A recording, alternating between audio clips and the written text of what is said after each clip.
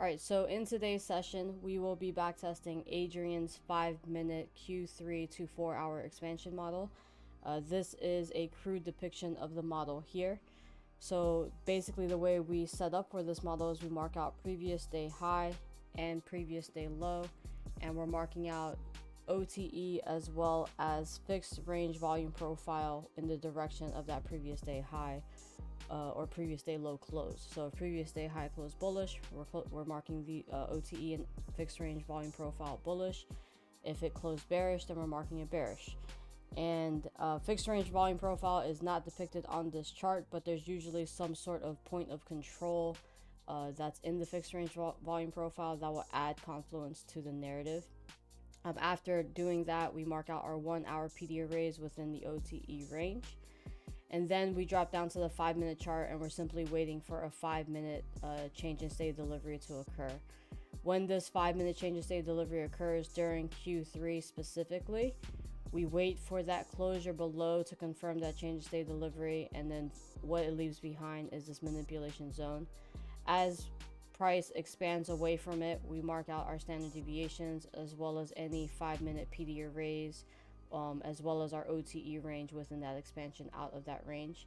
Once price returns to that zone, coupled with OTE and the zone, we will then take an entry targeting 1.5, 2.5, 3.5, 4.5 of our standard deviations, provided that the new manipulation that occurs when it's reaching into that zone is also adding to the narrative of our previous deviation, like it is here. So for example, in this before this 1800 candle, we have this manipulation occur, or this change of state delivery, which leaves behind a manipulation zone.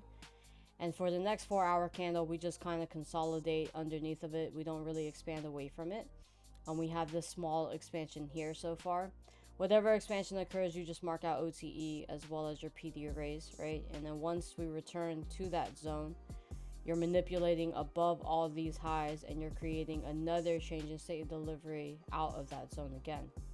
Now, as long as the original zone is a Q3, we can take the trade in any quarter that presents itself after. Like anytime it tops the zone, whether it's Q1 through Q4, we can take the trade as long as the framework that we're working in is a Q3 framework. So it taps the zone, creates a new manipulation. It gives us a new manipulation for this next 4-hour candle. And usually what you'll notice is 4 to 4.5 deviations is going to line up around 2 to 2.5, or vice versa. 2 to 2.5 is going to line up with 4 to 4.5. And the narrative just keeps building, where all the deviations are pointing in the same direction and all the levels are kind of lining up with one another. So as long as there is no expansion to 1.5 standard deviations, we can take the trade on the return to the zone. If we expand straight into 1.5 deviations, we remove our limit orders and we choose to not take the trade, because 1 to 1.5 standard deviations is typically where a manipulation will occur for counter trend trades, meaning price will kind of speed to 1 to 1.5 and then speed right back up and actually cause a change state delivery in the opposite direction this way. And this entire swing from 0 to 1.5 will actually be the manipulation swing. So it'll be similar to this right here. Any questions about any of that? So far, where we are on the statistics are as follows. We have a 70% win rate with an average of 3R. If you don't know that those are good stats, that's amazing stats. Let's do the math really quick. So for every, we're going to do it for 10 trades. You're winning 7 out of 10 trades, and you're risking $100 for every trade. 7 out of 10 times you make $300. 3 out of 10 times you're losing $100. All right, so 3 times 7, $2,100. We lose $300, so you're yielding $1,800 from a full risk of $1,000 essentially. So for every 10 trades you make $1,800, having risked $1,000. So it's really good. Anyway, we're looking at 70% win rate. We've broken even about 10% of the time. Let me change this stat right here to tell me the percentage instead. And we have a 20% loss rate, which I could have calculated in my head. And 57% of the time, we'll call it 58% of the time, of all trades, we're reaching 1.5 deviations. So if one and a half deviations is kind of your target all the time, you're pretty much golden. And this is a most of the time, or at a minimum, it's gonna be a 1.5 R trade. It can't be less than that, because of the way the model is structured. So let me just give you an example of that really quick on a blank chart. Let me open up our chart for this backtest. All right, so because we have our manipulation zones, right? Let me not. Because we have our manipulation zones,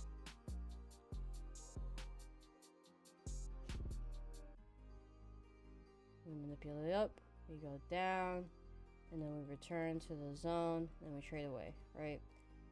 So our rules say that we can only take a trade when it's the zone plus OTE. So in this case, if we get to 0.5, we cannot take the trade until it taps the zone, right? So the first trade is always going to be the zone. If 0.5 is higher, then we don't take the trade until this area, right? So in this example here, let me show you first. In this example here, we draw our standard deviation as well. And so because the zone is the same exact area that we're using for our standard deviation, and we're targeting 1.5 R is the minimum any trade is ever going to be with this model, right? So if we short it here and we're targeting 1.5 R, just to confirm for your eyes, it's always going to be 1.5 R. And then if I shorten this OTE, and let's say, you know, the expansion only came to there, let me just change all of that so that it fits the picture for you guys, and then it returns to the zone. Then our position then moves up to here, and see, it only goes up, right? 2.46 R. So even at 1.5 R and a 70% win rate, that is still more profitable. If you're over, didn't mean to do that. If you're getting over 1 R at a 50% win rate, you're break even. Does that make sense, everyone? So pretty good stats. Let's take a look at some other factors really quick in the model, because I haven't done an overview in quite a bit, or maybe we can do it at the end of the session. Yeah, let's aim to do it at the end of the session after achieving 100 reps. I don't know if you guys can see that on your screen, but Notion is very much lagging, so we'll see where we get. How often does this exact setup occur? Would you say Friday has to be one of the cleanest setups I've taken in a while? Actually, I think Friday is one of the days that it occurs the least, based on the reps here, right? So when we don't have reps, I guess Friday is actually showing up pretty often. When we don't have reps, it's typically a Friday, a Monday, and a Tuesday, or a Monday, Tuesday. So we've gone many Fridays and Mondays without a setup, and I think that's generally just because of where the Q3s are landing. But the longest we've gone so far from the beginning of January to mid-February is 3 trading days, but 5 total days without a trade. So I'll go through it on date-wise. So for example, from January 10th through January 15th, see, there's only 1 setup on Friday, and then after that there were no more setups. And this ended up being a win only because it was towards the end of the session, so we just closed on market close, right? And then the next stretch of trades was January 17th through 23rd. So we got the trade on Friday, but we didn't get a trade on Monday, Tuesday, Wednesday. And then I don't think there's any large stretches after that. We have Friday or 24th to 28th. So majority is at the weekend, and that's just Monday that we didn't get a trade. And then we have another stretch here from January 31st to February 6th. So again, that's Monday, Wednesday, Friday. Okay, so sorry, I take that back. It's not Fridays that we're not getting a trade on. We're ending the we're getting our last opportunity on Friday, and it's the beginning of the week that we're not getting a trade on, just from this overview here. And then the next stretch again is February 7th through February 10th. Okay, that's just a weekend, never mind. Yeah, that's it. So you're getting trades pretty often. And based on the reason you're seeing multiple reps in a single day is because we're taking every single OTE level as an entry, right? So you're getting about 1 rep every day. And if not, you're getting at least 2 solid trades per week. And I'll have all that broken down once we get to the end of this back test. But you know, obviously really good stats, and I think the problem for most people is going to be, can they wait for the setup or not? Most people can't wait for the setup, I'd argue, right? So most people are taking dumb trades between the good trades, and that's really where their losses are coming in, when they're just taking trades that don't fit their personality, don't fit their model, and has not been tested. All right, so yeah, I'll do the review at the end. We'll go ahead and jump right in. We have February 14th. So I remember we finished Friday and we're going to start on that Monday. This is probably going to be the first example where we don't get a setup on that Monday. So go there. I should have a line. Yep. So I already told myself that this is where we ended. And I'll replay to the candle. Alright, so now opening up on Sunday, our high to low is already depicted by automatic OTE by 2 degrees. If any of you want access to that indicator, you just use code Kingline. Everything else that we use for this model is free. So we have our high to low already depicted. We have our OTE marked out. We're going to mark out our fixed range volume profile now from our low to high. Our previous day did close bullish, as you can see. So our point of control is landing right with OTE, which is nice when that lines up easily. And the only 1 hour PD arrays I mark out are the imbalances, because they're the easiest for any novice trader to kind of notice. And that, I believe, is the only one we have. We have this inverse. Everything else is balanced. Okay, found one more. And then we have this volume imbalance, which is tiny, but I'll still mark it out. This volume imbalance is obviously, oh no, it's not. That's based on the time. It's probably a news gap.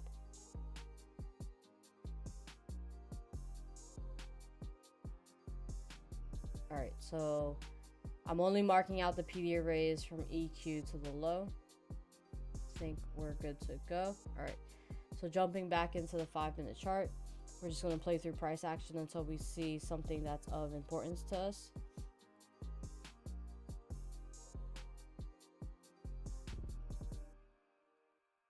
Approaching Asia session now.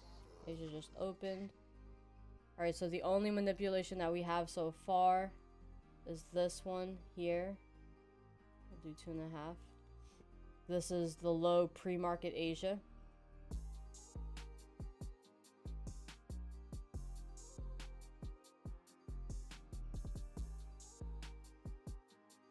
Alright, so here we do shift lower.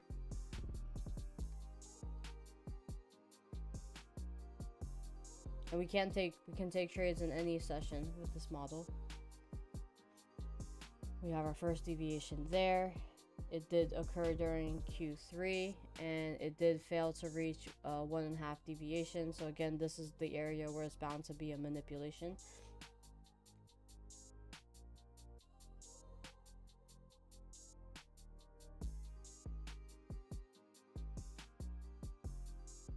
All right, so we did have this decent expansion out with this displacement, right? Displacement meaning we left behind a fair value gap just to make it super clean cut. Let's see. It doesn't look like to the eye that it was OTE. So I don't think it was an entry. Don't think we missed anything. Yep, no entry here. So now we can assume that I have entries waiting here.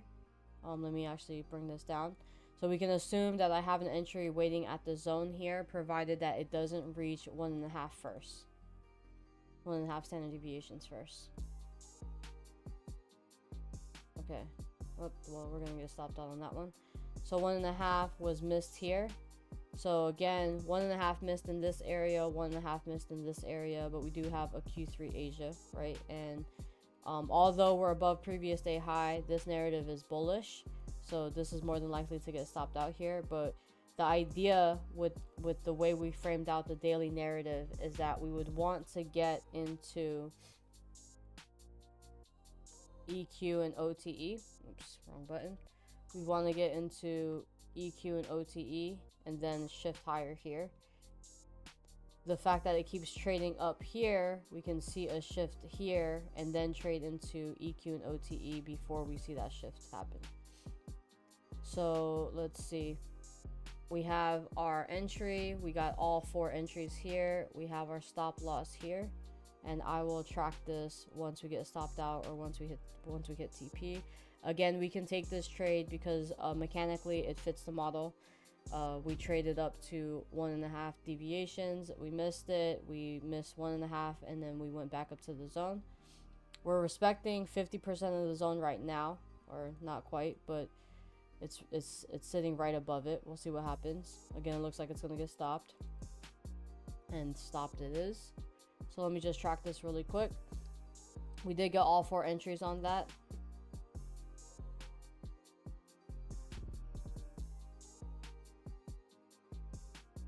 Alright, so our first target would have been 1.5. So it took under. So see the R here, 1.5 R minimum. First entry was, let's see, where did I bring OTE to? Okay. Ooh, hold on a second. Gotta adjust that. Alright, yeah, so we still did get all 4 entries. It would have been on that massive candle up, going straight through all 4. So we have 0.5, 0.618, 0.705, and 0.79. What I'm gonna do, instead of putting all the positions on that I normally do, I'm going to just use that one position and track them all one by one. Might be a little bit more tedious that way, we'll see. So getting the main chart here, and that was 4, so I'll add all 4 now.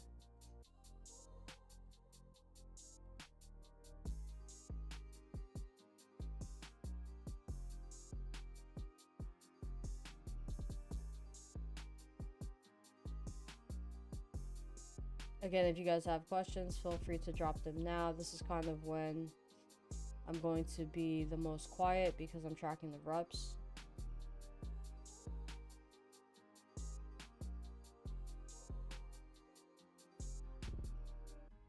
Ooh, I don't think we have a Sunday as an option. Oh, I don't have a Sunday. Maybe I skip it.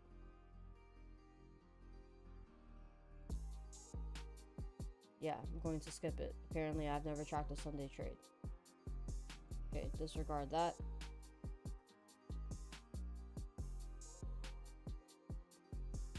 Let me check also for previous Q3s. Thursday. There's Friday. Q2.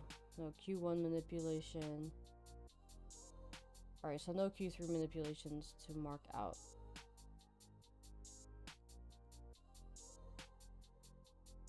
Okay, we get to close here. I'll mark out this one just to have it. Alright, that's our PM session Q3 from previous week. So here we are at midnight. I'm gonna let that one go.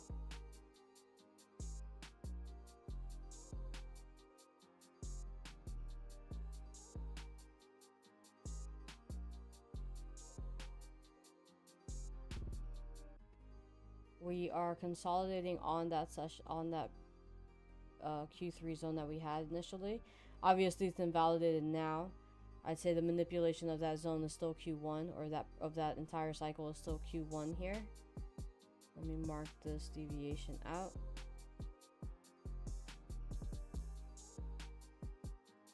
No, I'll just delete this one since it was invalidated. So we're consolidating on it. We're approaching London now.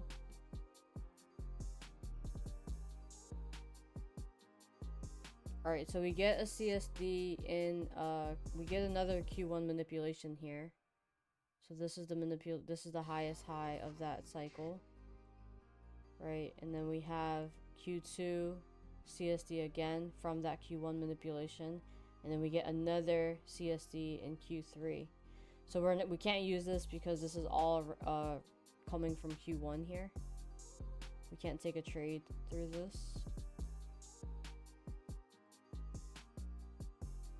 We already did reach 1.5 as well.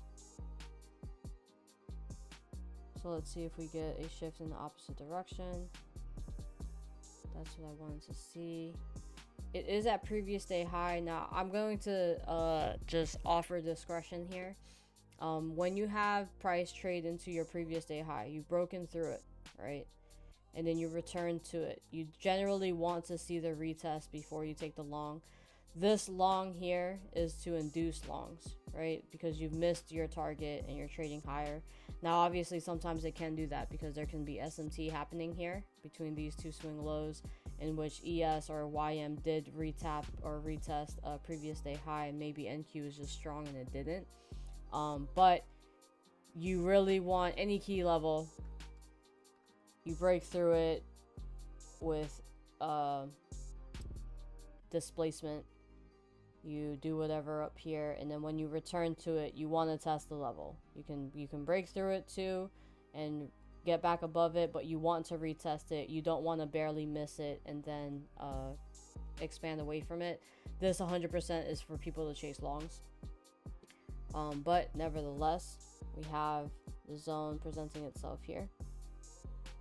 Now, something to keep in mind from this Sunday rep that we didn't track, right? When you have the one candle displacement, this is fine, right? This works, but this is all that's required for displacement by Adrian. But I would say, or I would argue, that once you start to trade the model, you'll be more familiar with the displacement that you kind of want to see away from these zones before you take the trade, because we only had that one candle displacement, and then you consolidated underneath of it, right, before tapping the zone and expanding away one more time.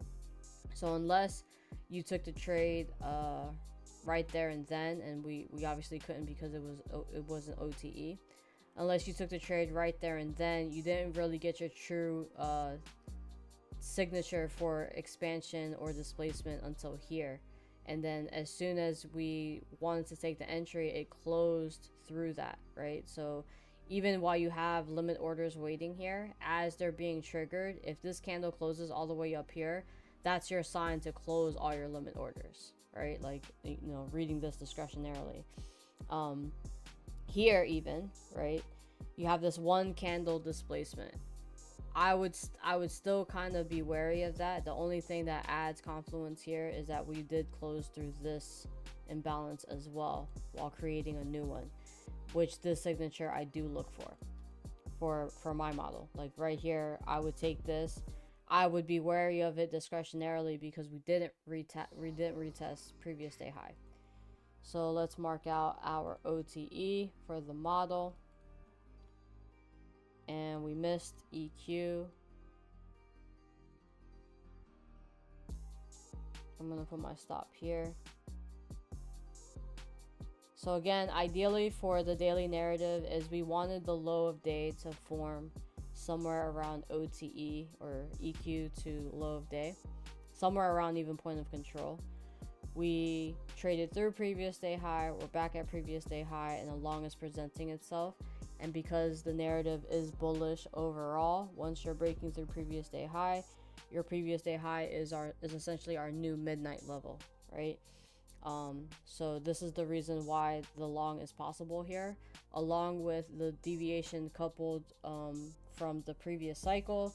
We have reached 1.5, we traded through it, we reached 2 to 2.5, we wicked it, and then you got the CSD. So when you have your deviations being met, this is the prime time for you to seek the CSD. When there is no deviation being met, there's no reason to think that this is a reversal. So if you have a reversal happening between 0.5 and 1, for example, there's not necessarily a reason to believe that that's going to be the reversal. If you have a reversal even happening at 3 to 3.5, most of the time this is going to be a continuation. You're seeking really SBS as opposed to a reversal. So imagine that I have the entries, I have the stop loss. I'm going to take this mechanically just like the Asia trade, and we get stopped out on the next candle. Perfect. So this one I do have to track because this is on a Monday. Let me back out here. Long. So see, it did come back to test that previous day high, which is why I mentioned that. And let me mark out that 1.5. Whenever you're backtesting, it's really super important that you're not form fitting, right? So unless, obviously most of us probably can read discretionarily and you're going to apply that discretion. I'd argue that most people, when they're trading, since they're following their whims pretty willy-nilly, they don't necessarily have a true system to go off of, and they don't have true statistics, and therefore they don't really truly have an edge, right? So it's important when you're backtesting at a minimum that you're doing things very mechanical and you're not reading things discretionarily, because discretion basically means you're trading on your mood, in my opinion, because you could be really confident about something one day and you could be less confident about it the next day, and you're going to be putting money on that based on how you're feeling that day.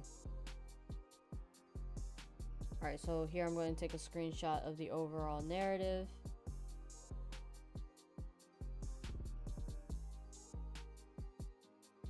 Wrong button, sorry, hold on. There we go. And this is now, move this over.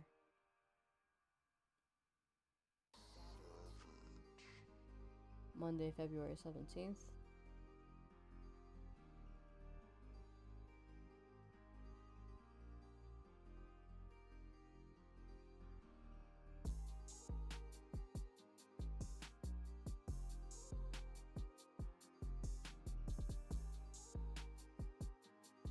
Did I get all 4? Yes, got all 4.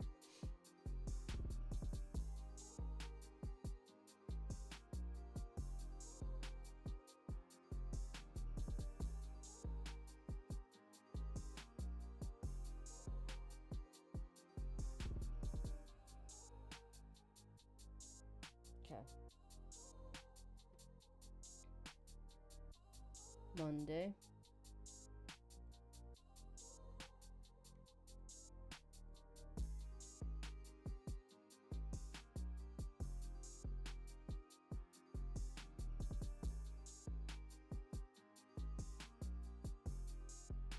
Oh, Notion.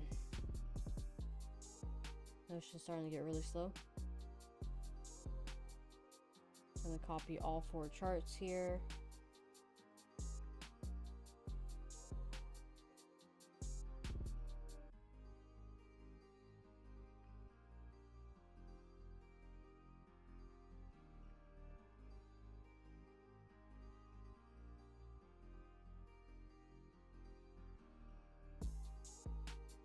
All right, and now we're gonna go through and track each trade one by one, or each OTE entry one by one.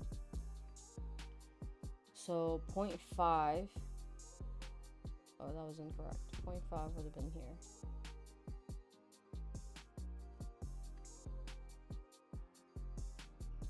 So Adrian does take the trade from the zone, so he doesn't even wait for OTE, because he's seen a lot of trades just tap the zone and go. The criteria that we had initially was OTE plus the zone plus SBS. We removed SBS as a trade entry criteria, but we're still tracking for it to see, you know, how often it plays out. But the reason I haven't removed OTE as a requirement yet is because it's just simple premium and discount logic, right? The closer we can get our entries to our stop losses, the better our R will be.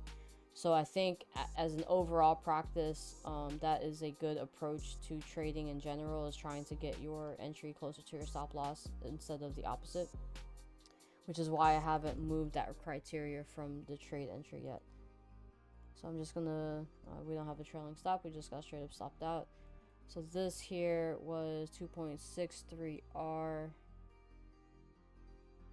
Not that we need to track it, I just want to put this in the picture.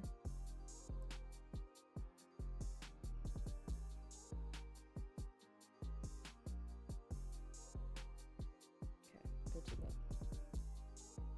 Our entry was at 4:30 for the first 3, and then stopped out 10 minutes later. Quick stop.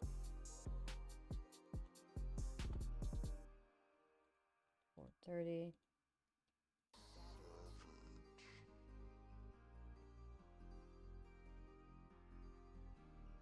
Come on, Poppy.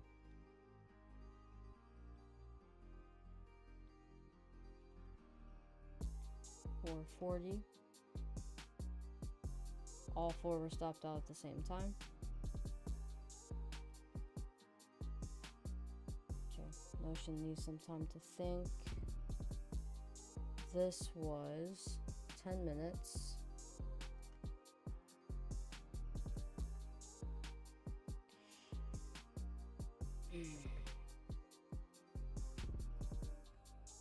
And the last one was 5 minutes, because that's going to be a 4:35 entry.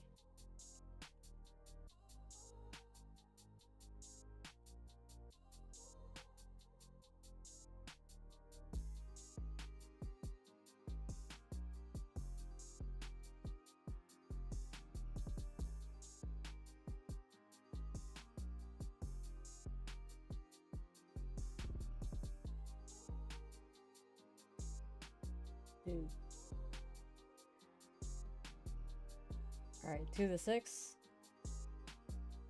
for all 4.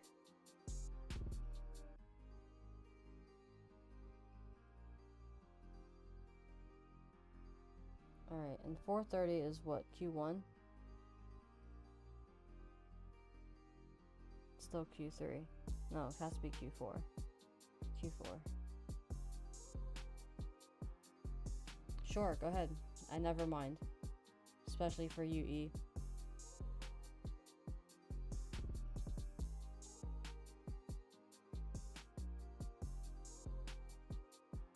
Okay, and they're all obese.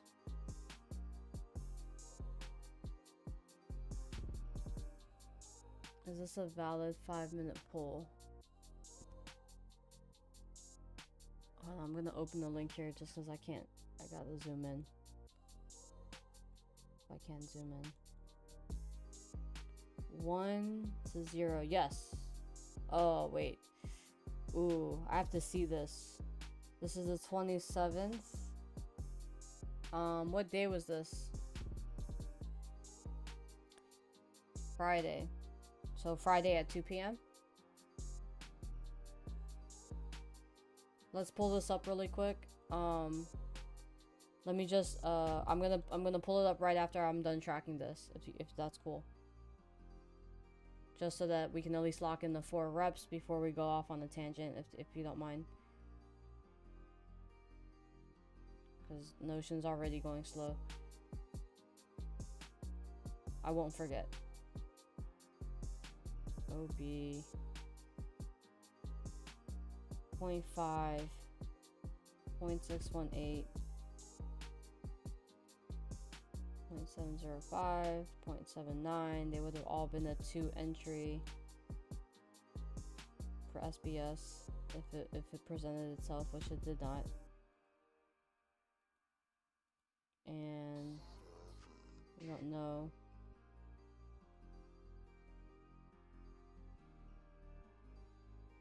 So one thing to note for the SBS entries, right, or when we were using it as an entry criteria, SBS 5 has 100% win rate, 100%.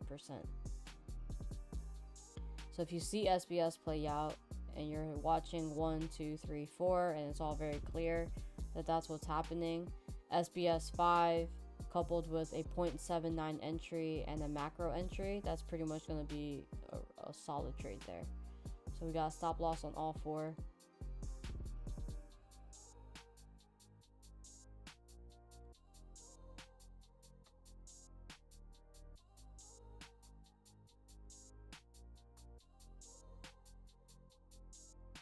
Alright, and then this is our first chart.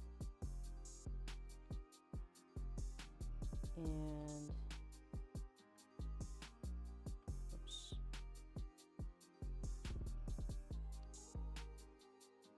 Second chart.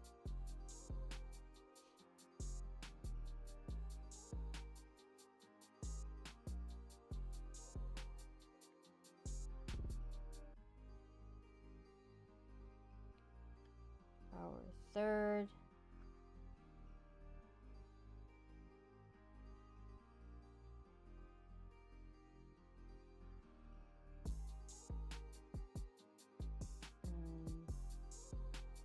Last one.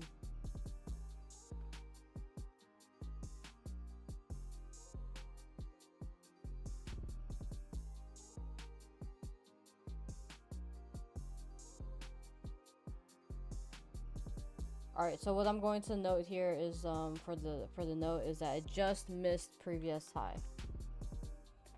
I'm going to put inducement above previous day high.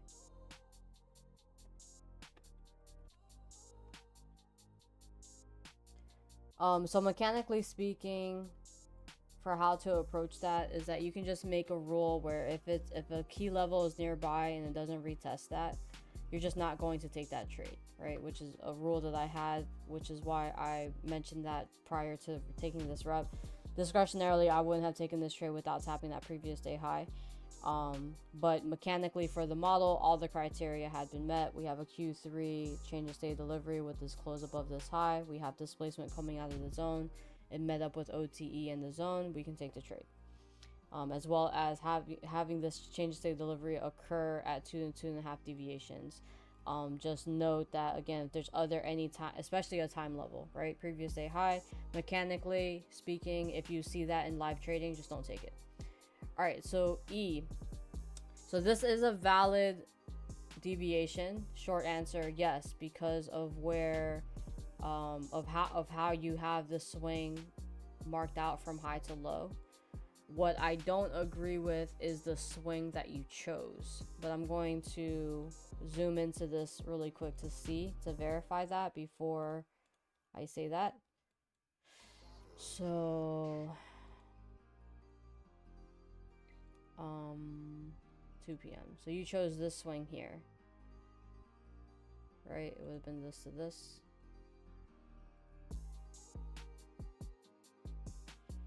So this is a valid swing if there's SMT here with ES and YM.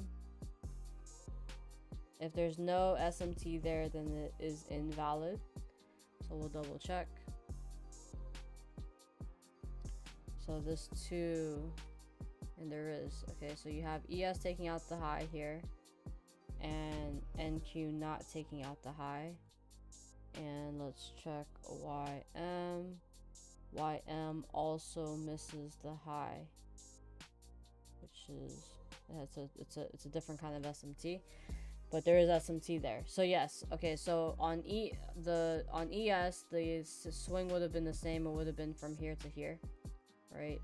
It ends up being a little bit of a different candle on NQ, but that is the correct deviation swing that you chose in this case. So the overall answer is yes.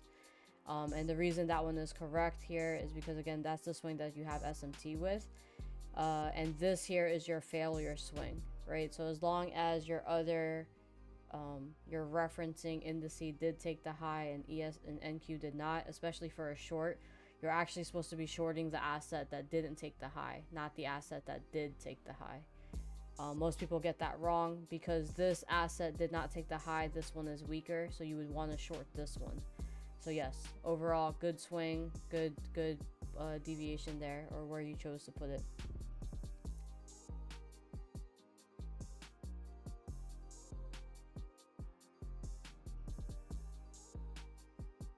Sweet. Any other questions? Let's try to get another rep in before we call it. Move this guy. So for those of you that attended the Thursday review, we did get our Friday expansion. It just didn't go as high as I wanted it to. We did obviously get a much bigger pullback though, but let's actually just check this really quick. I wanted a 300 point Friday. Yeah, it was only 145. No fun. Oh wait, that wasn't the full expansion here. I wanted 300 point Friday. Okay, yeah, 177. No fun. Oh, this is this one. That was Thursdays. Wow, these are small ranges, yeah? Yeah, these are small ranges. Okay. Hey, Big M, how's it going? Let me actually keep the zone on there.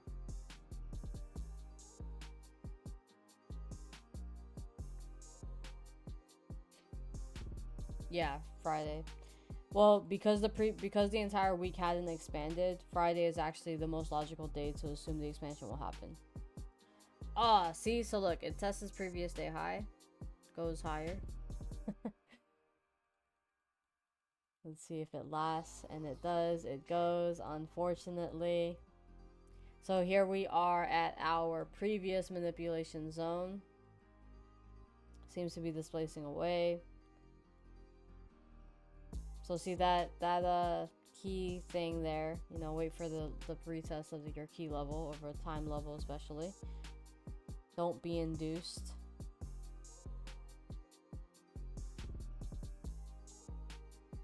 Oh, nice, very nice.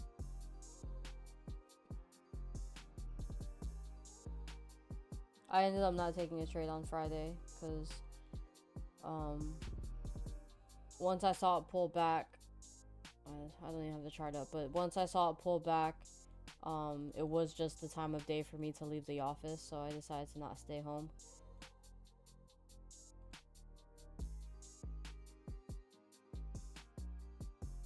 Okay, so this is our new...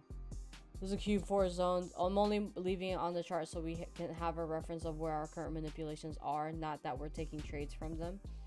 When it's time to take a trade, I mark them out Q3. Right, so again, we need the Q3 narrative in order for us to take a trade. Alright then. So, let's see here. Let's check TMSO. The open. So we manipulated above TMSO here. We obviously didn't return to the zone, so I know that this is no trade. But this would have been our manipulation zone here. 1.5 is we're well beyond 1.5 now. So we can't take a trade anyway, but that was a nice displacement through after retesting this initial zone here, this initial manipulation zone.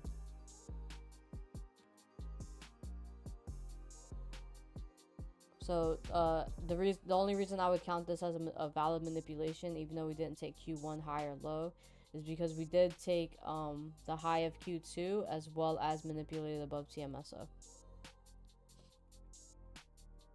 Alright, so here we have Q3. We won't get a CSD until all the way up here. So we've already started Q4, so that's not going to happen. We'll play through. In your backtesting log, when standard deviation 1.5 is hit and it returns back, what are you putting in the log? I want to make sure I'm doing the same. Do you put 1.5 or BE? When standard deviation 1.5 is hit and it returns back, do you mean it stops us out?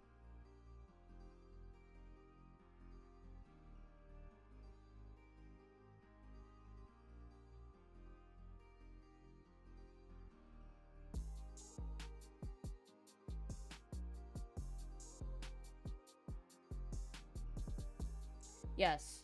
So in my log so far, I'm only putting 1.5. But I actually do plan to go back and hit and go through those 1.5 trades and mark whatever is BE, because there's instances where because the assumption is not necessarily that we are holding for longer targets. We're testing for that final target, right?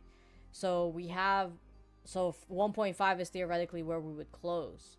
So although we're trailing to BE at 1.5, that mainly applies to the trades that we're holding for longer, for like 2.5, 3.5, 4.5. So that's just a reference of where we're trailing our stops, but theoretically we are taking profit at 1.5.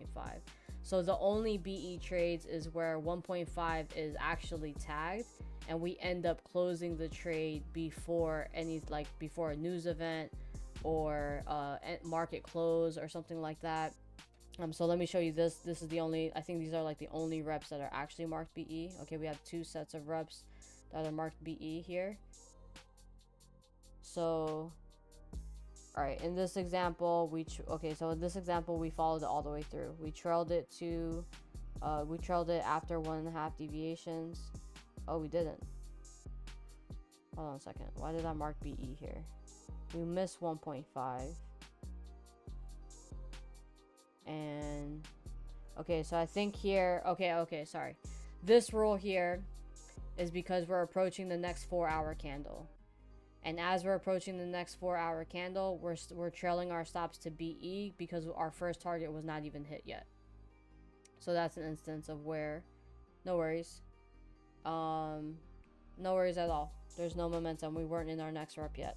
And then the next one here, the next set of BE trades here, let's take a look.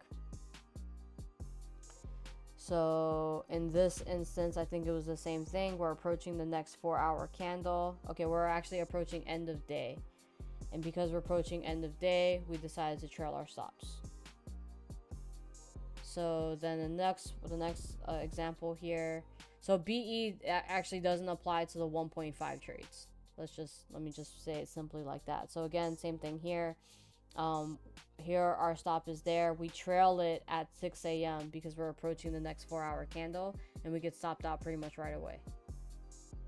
So although we're trailing at 1.5 standard deviations, that's mostly applying for the higher standard deviation trades. Because once we trail there, we can't get to 2.5 to 3.5, 4.5 without hitting, unless it doesn't tap that BE entry. So if it hit 1.5 and then it tags BE after that, it's a 1.5 trade because that's theoretically where we take our first target. It's only a BE trade if we're trailing according to time, and then we get stopped out. Does that make sense? Did I say that as concisely as I possibly could?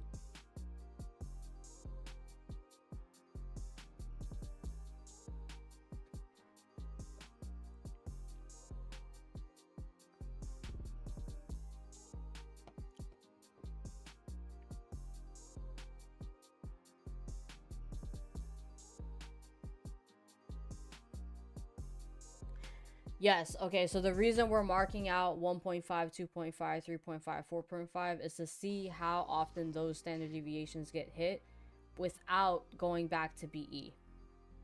Right, because this is a variable that we're testing for. So that means that this is data that we're checking. We're not saying that it will go to these deviations, right? So we're seeing what is the potential RR. But the RR that I'm tracking here is the RR that would have been realized had those deviations been met. I think that's what you're asking me, right? And the reason that the reason I track 0 for this, the reason I track 0 for this is because that RR was not realized. So this RR is the actual RR that's realized. These columns here are the deviations that were realized without going back to BE after having trailed it to 1.5. So it is like we're staying above board with all that. We're not just saying like, yeah, it went all the way there, but of course we got stopped out before that. or you know, nothing like that. So we only go, I'm only marking the rest of them if we don't go back to BE. So if 1.5 was hit, 1.5 is the first target, and that's it. And again, that would be a minimum of 1.5R. So then there's another way I can separate this, right? Like eventually I'm gonna go back and I'm gonna make a table for each of these deviations as well, and then we can get a win rate on just these deviations alone. So of all the 1.5R trades, how many did we win, blah, and so forth and so forth. And of course, like this is for all of the trades that we're tracking, right? So of all the wins and losses, 55% of the time we went to 1.5R, and so forth and so forth. So we'll see how that's all divided up once we actually go through and make a really clean refinement. And I think we're approaching that point soon. Once we get all the way through February, then I can go through and start to comb, and then we can see if we do want to make the model more complicated with adding more rules, or if we can leave it as is and just, or even strip away more rules, right? Because one thing I'm interested in doing personally is I'm interested in possibly removing premium and discount, moving that OTE criteria from the entry, being that Adrian doesn't even require it, right? And I think it's a good exercise overall for people to wait for premium and discount, again, just for the reason of bringing your entry closer to your stop loss. But I think most personalities in this Discord probably cannot wait for premium and discount. So that'll be a discussion that I have with the backtest group at that time. I'm gonna just play through price action. You can continue typing and ask whatever question you're gonna ask. Don't worry about interrupting the momentum. We're not really getting a ton of reps done here.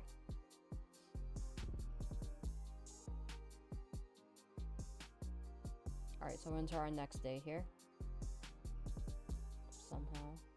Monday must have been a holiday. Oh, great. That explains it. This was a holiday. February 17th. Must have been President's Day.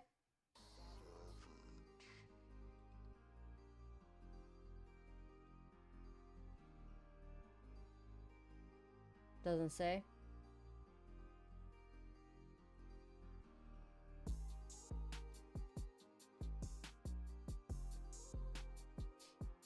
President's Day. Okay, yeah, that would make it more complicated. I don't have too many entries in mind, so I was thinking if there was an average of it only going to 0.5R before stopping us out, that may be something we notice for the entries and exits. I see what you're saying, like just as an example of XRR before stopping us out. Yeah, so 1.5R is that XR. Right, because the reason we use 1.5R is because of that manipulation. Because 1 to 1.5 deviations is where we're more than likely to get stopped out, or where we're more than likely to be the manipulation. And because of that, that's exactly why we trail to BE at 1.5R. So like, for example, when we're going through this and we're refining, we can comb through this and say, okay, look, the only reason we didn't go through 2 to 3.5 to 4.5R is because we trailed too early at 1.5R or 1.5 deviations. And I'm gonna be quite honest with you, this is actually a long ways to trail your stop, in my opinion, 1.5 SD, because I trail my stop at 2R. And I bring my stop lower. I divide my risk in half at 1.5R, not SD. Standard deviations, that actually widens up the possibility of like when you're going to trail your stop or not. But we can like, when we go through all the 1.5R trades, I'm going to say here, like off the top of my head, I want to say that like 90% of the trades that hit 1.5R and we didn't track like a further deviation, they ended up hitting stop loss after that. I'm gonna like just guess that 90% of it did, just from what I've done. Yeah, no. It is R. It is standard deviation, Stefan. It is. I personally, me as a trader, individual from away from this back test, I do R. This back test, we're doing standard deviations. Yeah, sorry. Don't mean to confuse you. So you know you're doing it right. All right, so this was Monday was President's Day. That's why this day sucks. So we took a loss. Let me do that as a note here in the sheet as well. So inducement above previous day high as well as President's Day. So note here that what I learned today is we're not taking trades on Sunday, being that I don't even have it as an option to in the drop down menu. All right, and then so this is maybe another recurring phenomenon we may see, is that maybe we just don't trade on holidays. I think Adrian does say that he does trade on holidays, or we do still use that price action from the holidays, so it's perfectly fine. So I think here I may have to draw our next day manually. Yes. So he does use the holiday data. He doesn't use the holiday data combined with the previous day. That's what I meant. So I'm going to hide OTE here as well. Yep, no, that's all. So I'm going to mark out previous day high from that Sunday open.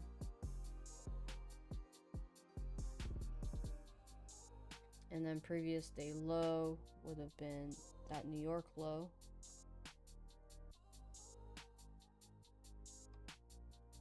We're going to mark out OTE in the direction of that previous day close. And then we're going to mark out fixed range volume profile also in that direction. Let me redo that. And then we're going to jump up to our 1 hour to see if there's any PD arrays for us to mark out. Nice clean fair value gap being respected. Nice clean inversion being respected.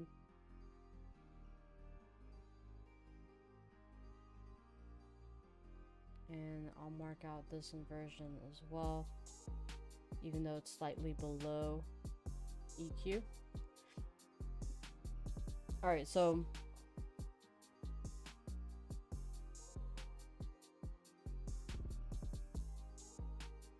we are in pre-market Asia. We're in Q1. We don't have a Q3 to really go off of. We have this Q1 only. So I'm just going to let it play until we see something we want to see. Again, with the way the narrative is, or the narrative was before the trading day started, is we basically want to get up into this OTE area and then look for a short. We've traded above point of control here. Now it's acting as support along with this inversion here that we traded below and we've now traded above. So now we only have this bearish fair value gap, that's SIBI, as well as this inversion for price to kind of either trade below or trade above. And it trades above. We have our midnight now, so nothing happening here for us to take a trade from. Q2 was not swept in this instance by Q3, so this is not a clean or obvious Q3 manipulation. We also did not get a return to the zone, so this would have been a no trade anyway. We'll pull this out. All right, so we're in Q1. We have a Q1 zone here. Again, I will just mark this out to follow it, not necessarily to take a trade from. And we flip that right away as soon as I draw it out, of course. It ends up being a bullish zone. So now we've, although previous day closed bearish, we're now above previous day high.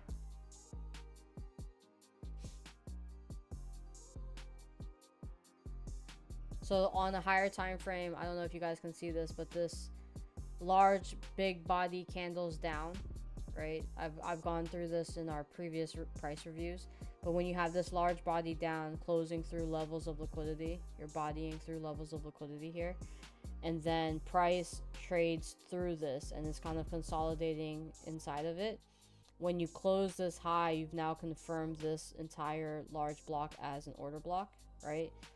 And so one thing you can do to kind of front run this, to watch this, is you can watch a mean threshold of this. So like prior to price trading above mean threshold, you're watching until price gets there, and does it reject or does it hold price up? So initially holds price up, comes back to it, holds price up. Price breaks down one more time. This is probably going to be a soup level here. So OTE of this leg going up. We come down to 0.79, right? Body through it, then body right back above it, and we displace higher once more. And this mean threshold ends up holding, and we're above that price now. So once you close this high, you have it confirmed as an order block. And once you confirm this order block, it holds price up, right? So I can skip up really quick to a 15-minute chart first for you guys to see that. So you have this big large body candle, right, bodying through levels of liquidity, bodies through London low, Asia low. And when we draw this order block through, oops, wrong tool, when you close through this order block here, you now have support there. So it's holding order flow up, right? It's sending orders higher. And then let's jump up to the hours to see what that also looks like. And that's just one singular block on the hourly chart. So this is how you can kind of start to frame your higher time frame the way your lower time frame is building, and vice versa. You can kind of predict these things happening, just how the lower time frame is trading.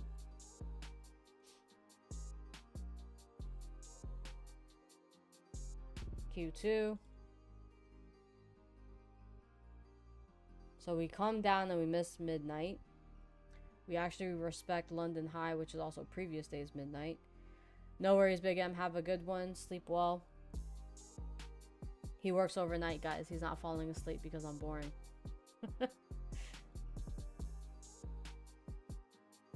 Previous day high here. Okay, so breaking previous day midnight. Let's see if it tests current day midnight. There it is. That's the retest that we want to see. We do not have a Q3, or do we? Wait, did I miss it? We indeed do. Okay, sorry, I completely missed this. We have this Q3 zone here. I'm so sorry. Completely missed this beforehand. Well, let me just draw OTE first. There. And then we have our deviation. So the reason I'm using these particular candles for the swing is because this is the low before this high was created. I could use this low, right? But this low is a little bit lower than that, so I'm just gonna use this one here. So this is the exact low before that high was created. So if we drop down into the 1 minute chart, you'll see that before that high, literally this is the low, and this is just an internal low. So I'm gonna go with this one here on the 5 minute chart. So this did get an entry. I did miss this completely, so we would have had our first entry here. I didn't see that we had closed it in Q3. Oops. Change the state of delivery. Our deviation is drawn on. So we have 3 entries with 0.79 not getting an entry there. And let me draw out the stop loss. Alright, so midnight. There's no break even yet, so we either get stopped out or we hit our first target. We're approaching 6 a.m. here, so theoretically, no, not theoretically, we should be trailing to break even here. So this is how you know that you should continue holding, right? So we took the trade. Okay, never mind. The chart isn't showing it the way I wanted to show it. Hold on a second. Oh, that's a 1 hour, that's why. Okay. So our 2 a.m. to 6 a.m. candle, that's the 4-hour candle that we're dealing with. On our 1 hour chart, right? We had 2 continuous closes bearish, but we're failing to close below previous lows candle, right? Now this previous candle, this 5 a.m. candle, we ended up closing higher. And look at where we're closing higher, above that order block, right? So this is a key example of where you could continue to hold if you wanted to, but this is probably a good point to stop because we're approaching the next 4-hour candle, and the model is our 5-minute Q3 manipulation into 4-hour expansion. So this is the rule that we added most recently, or like how Adrian is applying the trailing stop, is that as we're approaching this next 4-hour candle, it didn't reach 1.5 yet, right? This is reason for us to have caution here and to decide to trail our stop. So at that 6 a.m. candle open, we would just say, okay, we haven't met even our first target yet. We've been holding for at least 2 hours. Let's decide to remove risk from the trade. And that way it ends up at least being a free trade. Let's bring it back. So this is example, Stefan, of where we may see that BE. And then it trades lower. Okay, there we go. So again, we missed that 1.5. Midnight ends up holding it all up. And then we get that break-even trade. So all 3 entries here would be break-even. So our first entry would be 0.5 with our stop loss there. First target being 1.5. Let me move this in. Our first entry would actually be there on that candle.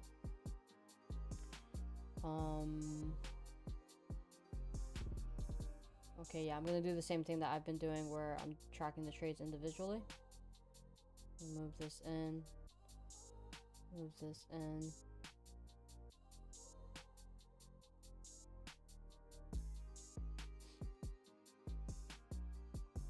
All right, so I'm going to take a screenshot of the overall narrative first. And then we did get all 3 entries.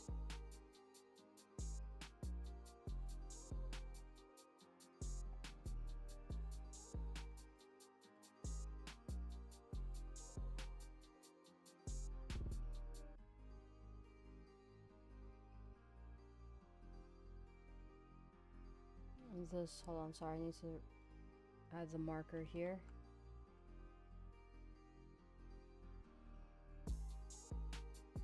Tuesday, February 18th.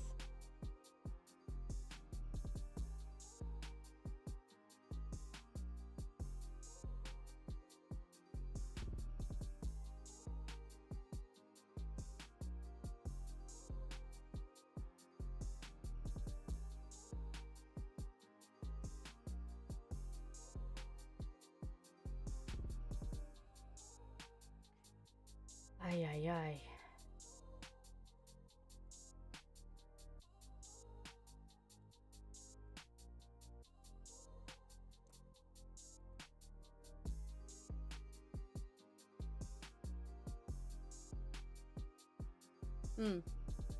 Yeah, same thing on this one. We didn't get tagged in on 0.79.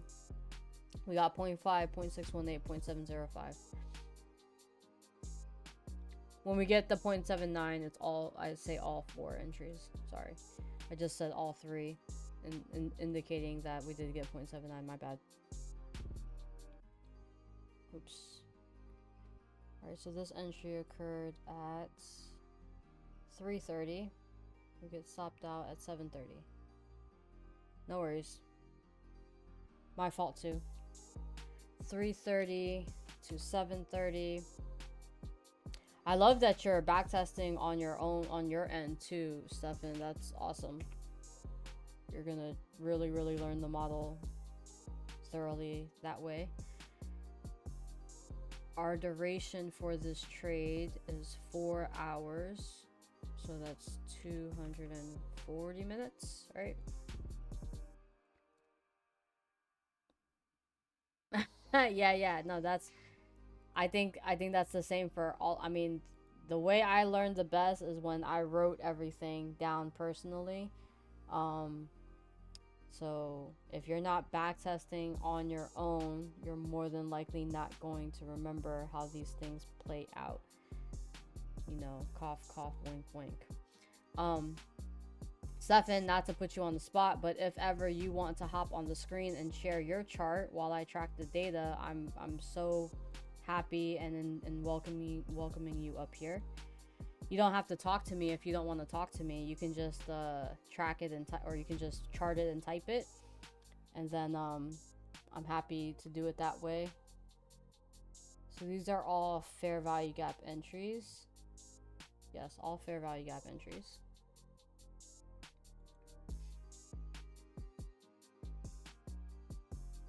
Nice, very nice. This is I mean that's a super solid way even for like novice traders, right? I don't know how long you've been trading stuff and or studying, but for people that don't know how to backtest, this is a super solid way to start. The way that Stefan has mentioned here is where he's playing the stream next to his laptop and he has his own charts up. You can literally do this with any YouTube video, any lesson you've ever watched. You can do this with Adrian's videos.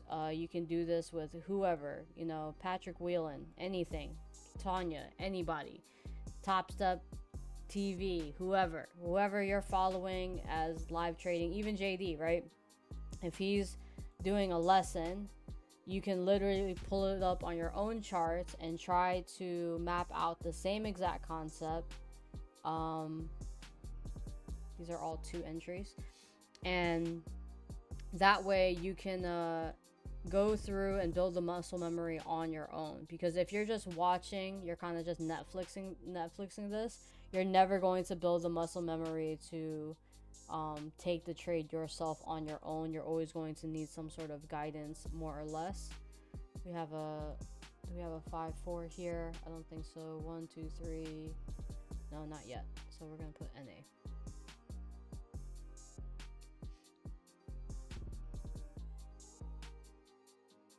I don't know anyone personally that only watches live streams and only takes trades accordingly. Maybe I haven't talked to enough members, but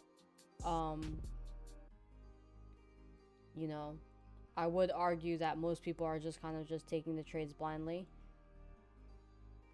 without having a solid foundation of their own in technicals.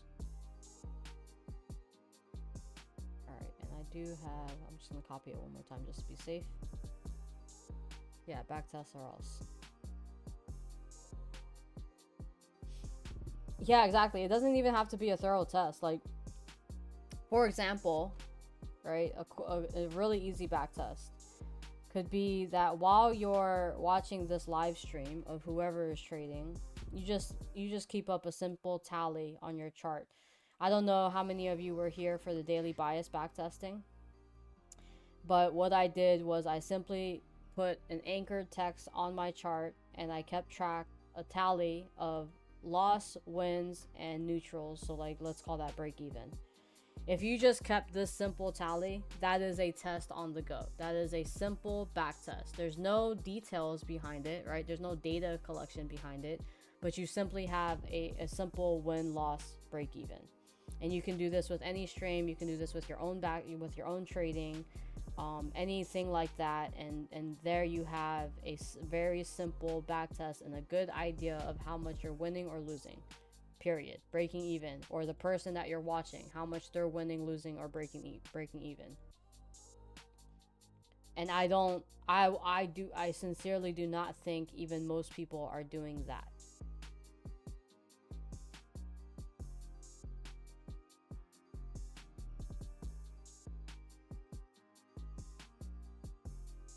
Oh, thank you. Will do. Okay. I will I'll pin it in my channel actually, and that way when people hopefully they use pins. But that's a good point, E. Thank you. I'm assuming you're the one that commented twice. I don't remember your username on YouTube, but I think you're the one that commented. Yeah, no, please do, please do. I appreciate that. Okay, sweet. Yeah, that was you then. So now 0.618 is our next entry here.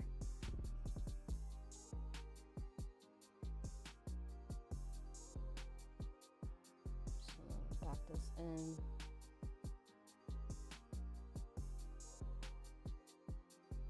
And our trailing stop would be here at 6 a.m.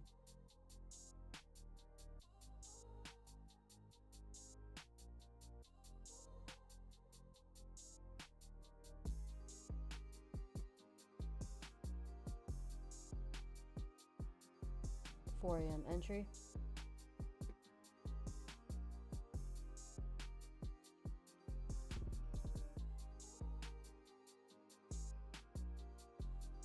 Wow, we're pretty much getting all the 4 a.m. times for the entries. That's interesting. 4 o'clock is an active hour.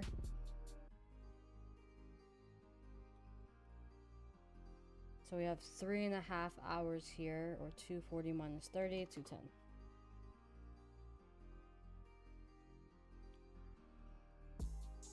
2 to 6. And our last chart. So those were all free trades, no harm, no foul, except we sat on the chart for 2 hours for that trade. So these are kind of the things that you want to consider. What I used to think of, like when I was trailing my stops or thinking of a way to trail my stops, is how much do I want to get paid for these 2 hours, right? Like, do you want to at least pay yourself minimum wage? Do you want to pay yourself $20 an hour, $50 an hour, and then I would trail my stop accordingly? Or you can just choose to just, you know, keep it simple and trail to break even.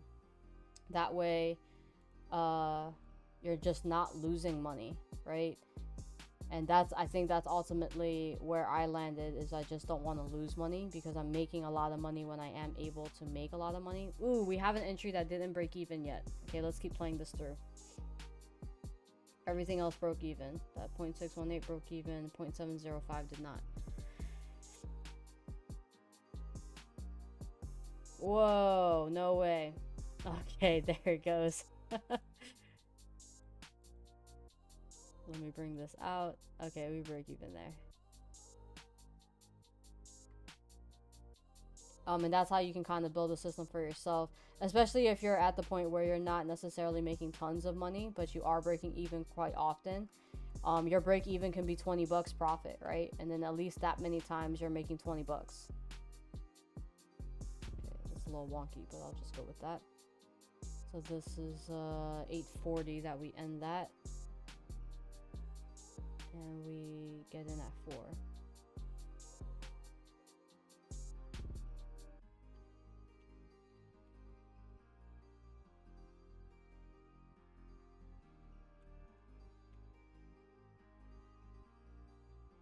We don't have an 840 yet. 4 hours plus 40 minutes. This would still be the 2 to 6 expansion.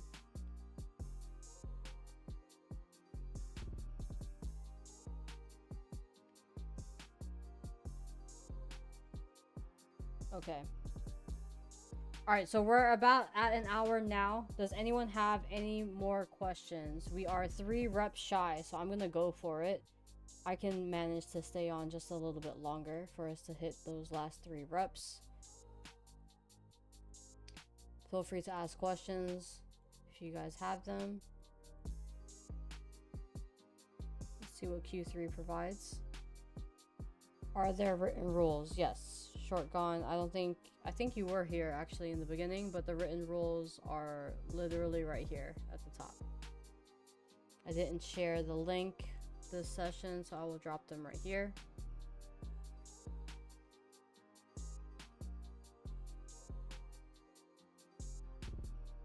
At the beginning, if you end up watching the backtest video or the backtest playlist that I have for this model, pretty much at the beginning of every single video I recap the rules for everyone based on the changes that we've made up until that point.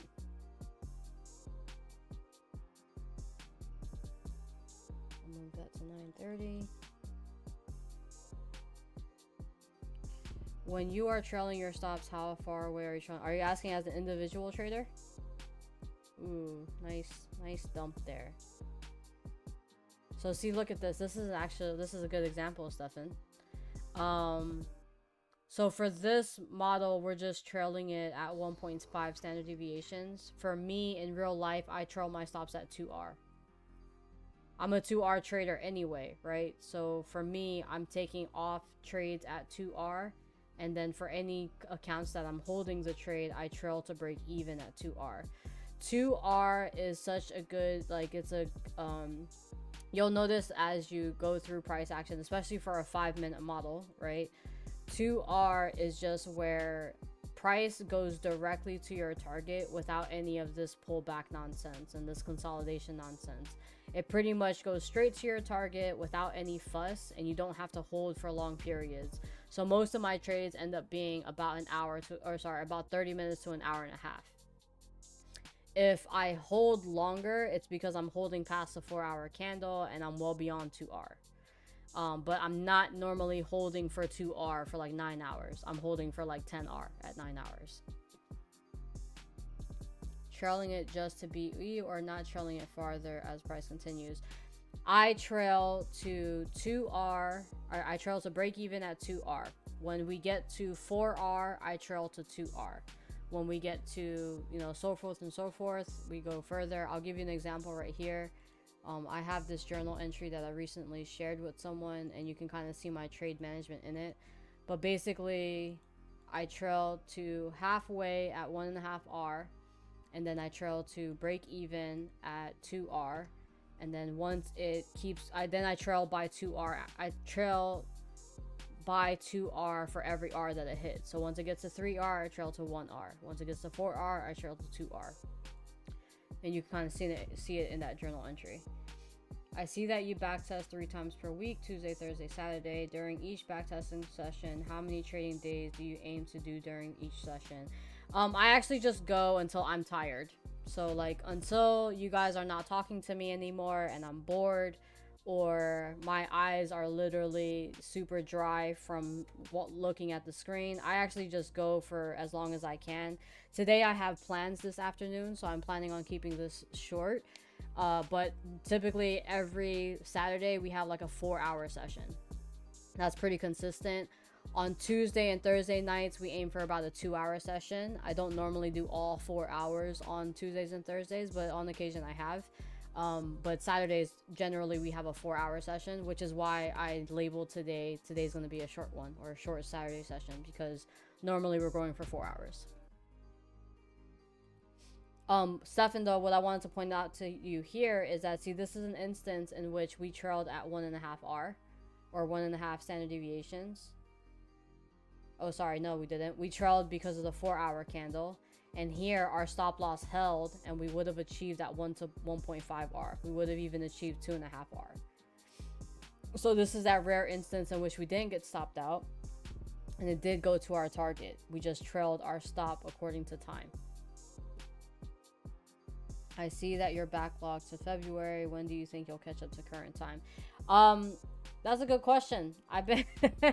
I've been trying, honestly. It's just because of life, really, that I haven't done more. But I was actually intending on backtesting every day until I caught up with current price action. I have one more vacation next week. So not this coming week, but the first week of August, I take an annual vacation. I go to Cayman Islands every single year. So after that vacation, I will come back and I will backtest every single day. And so I anticipate that by Q4, we'll be caught up to current price action. By Q4. So by October 1st, we will be caught up to October 1st. I consider only, so it's not necessarily trades, it's actually time. So I consider the previous quarter to be statistically important. The previous quarter to what you're currently trading. Because price action right now, we're in 22,000. When I first started backtesting, NQ was at like 13,000. right? So we are unfortunately tracking according to points. It's more accurate to track statistics according to percentages. So you want to go by this percentage instead of the points, to be honest. And the percentage is going to be more consistent in any time frame from like 2001 to 2000 to, you know, now. You're going to have consistent percentages because price is, you know, constantly increasing, right? So based on NQ changing and the ranges changing, like for example, in February through April, the VIX was over 50, right? So in this time frame that we're in right now, literally this entire data set between these 2 months might be inconsistent with the rest of them, right? So in a matter of an hour and a half, we have a 200-point range, right? So I consider the most previous quarter if you're testing beyond that, it's more than likely not going to match up with what you're doing now. Even price action from a year ago to now, it doesn't match up, unless you're tracking by percentages and not points. And that's just, you know, again, this is just my opinion. I'm just one single person. I'm not perfect. I could be wrong. Other people can have differing opinions. I would say that I've at least done 50 different back tests in my life. At least 50. I would probably say more. And these are back tests that are over 100 reps each. So I would say I'm pretty well versed in back testing. And what I have found is that anything more, I think the most reps I've had in any back test is 1,300 reps. And I don't know, that was like 5 years or something of reps. Maybe more, maybe 6 years of reps. But and that was just one rep every single day, one specific time every single day. Yeah. So, you know, I found that a 20-point stop loss 5 years ago is not the same as a 20-point stop loss now. Like right now, a 20-point stop loss is ridiculous in my opinion, but you know, to each his own. Everyone trades their certain way. I trade a 5-minute chart, right? So a 20-point stop loss 5 years ago is not the same as a 20-point stop loss now on a 5-minute chart. On a 1-minute chart, maybe it still works, but on a 5-minute, it's not working. So these are the things to consider. And again, if you look at percentages, that may be a different story altogether. All right, so here we go. We don't have, this is still a Q2 manipulation, unfortunately. I'm using this high instead of this up close candle because we have a swing high occurring after that up close candle. So I'm going to use the swing before that instead, because this is an inside candle essentially, which we didn't take any new buy side liquidity. We did close this before Q3, so that's still a Q2 manipulation. I'm just leaving it there for narrative again.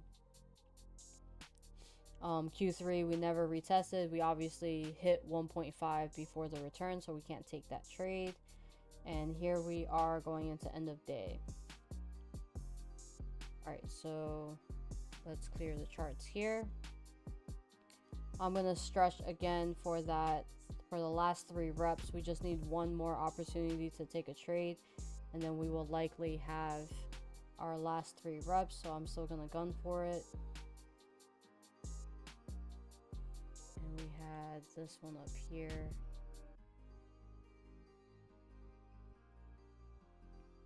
So let's just see really quick, Stefan. So see, we never hit 1.5, right?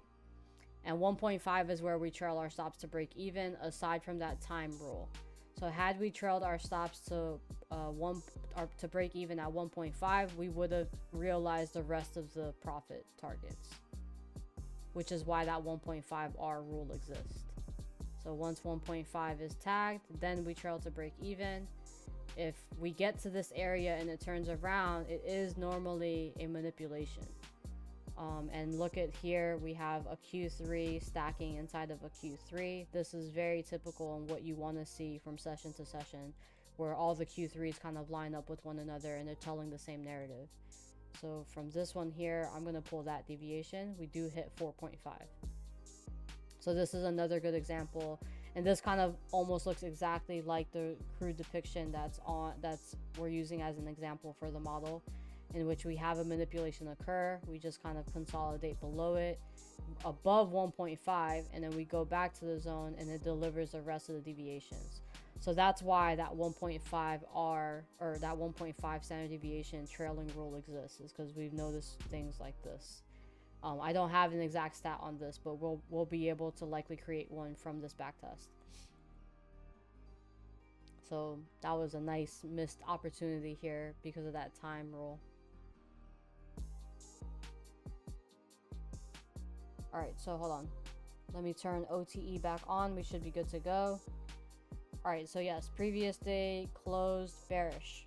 We have bearish OTE. We need to mark out our fixed range volume profile in the direction of previous day close. Point of control is all the way down here, right above our most recent zone. Popping up to the 1 hour chart. This inversion is still holding. And we have a new fair value gap below that. It's pretty wide. Takes up the entire OTE range.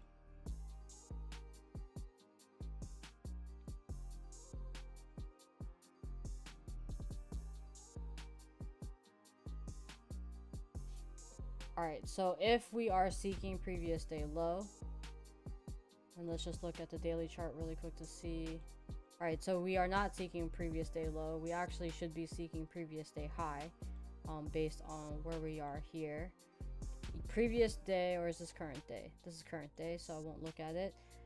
Previous day did close bearish. No, it closed bullish. Why is it showing bearish here? Hold on a second.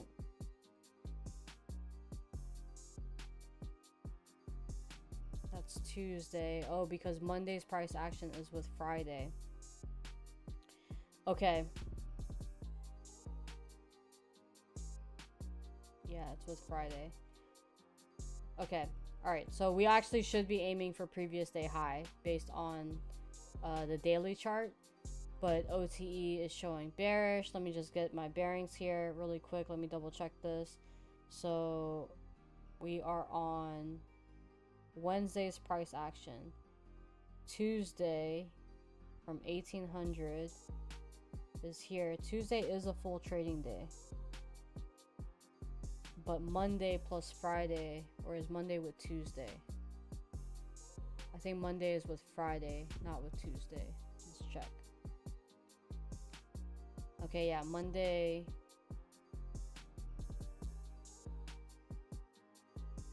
I don't know. Let me check here.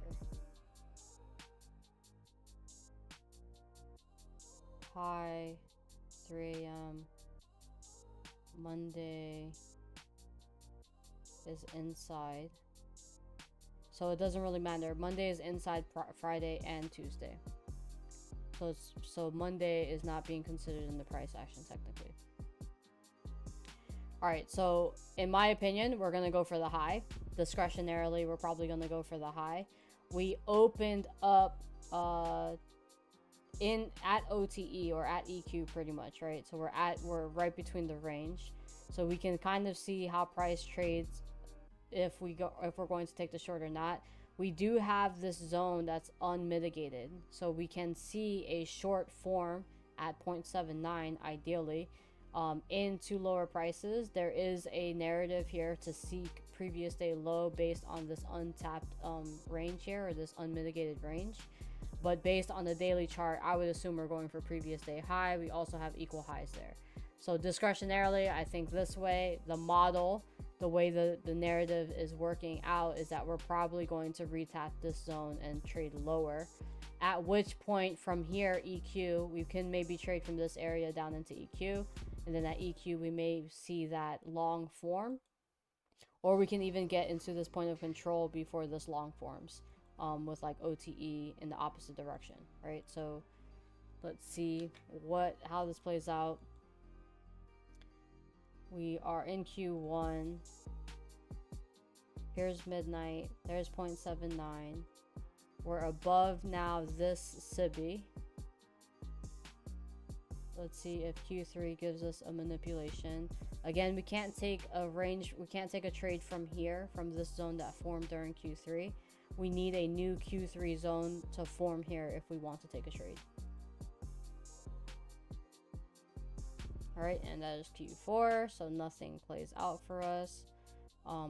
Let's see if this bullish zone ends up playing out. We'll go from that up close. Ooh, kind of ambiguous here. I would actually go all the way to the high.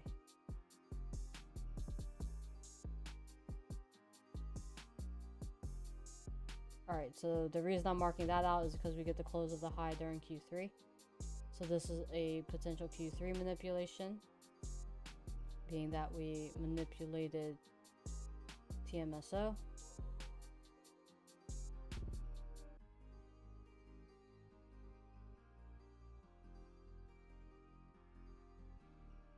All right, and it fails.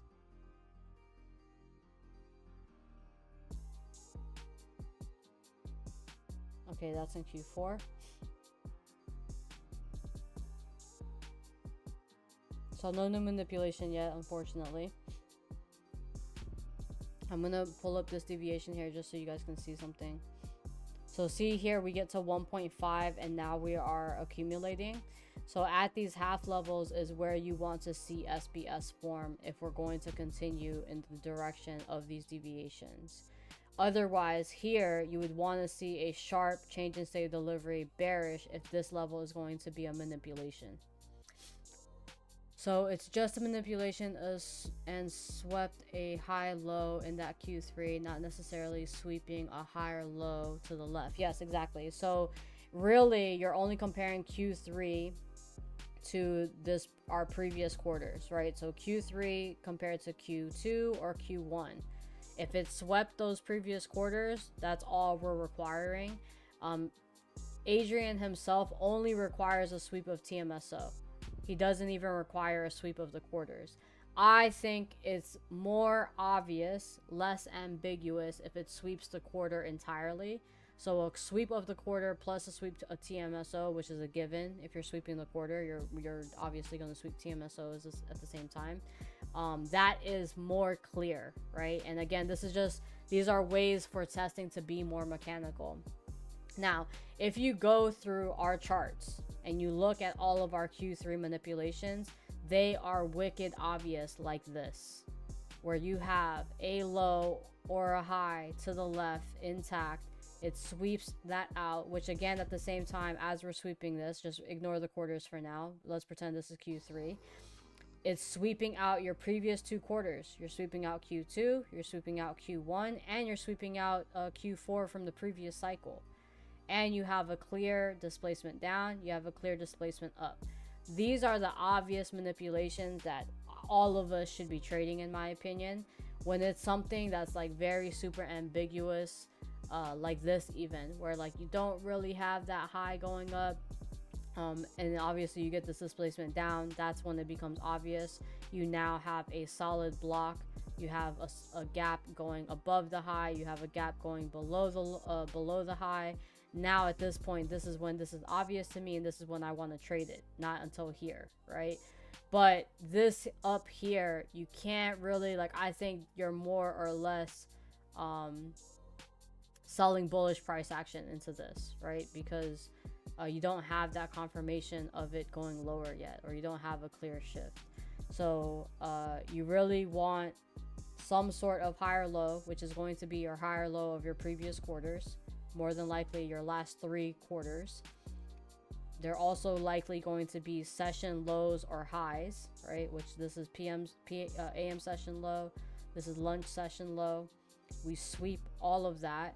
We body close below them, and then we body close above them rapidly, right? You're leaving behind a bearish fair value gap. You're leaving behind a bullish fair value gap. This is a signature that I look for in all of my trades before I take a trade, or in all of price action before I take a trade.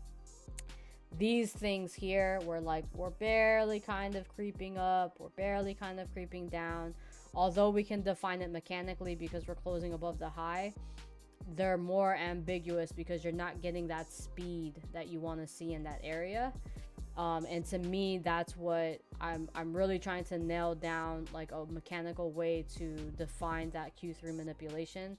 So the best I can do is with a sweep of a quarter and the sweep of TMSO. But when it's obvious to the eye, that's when I think everyone should be taking a trade. When you just have that clear, you cannot ignore that manipulation that has occurred up there. That's when you really want to take your trade. Most of the time people will say like, oh, if it's obvious then maybe everyone's taking it. How would you know if you haven't tracked it?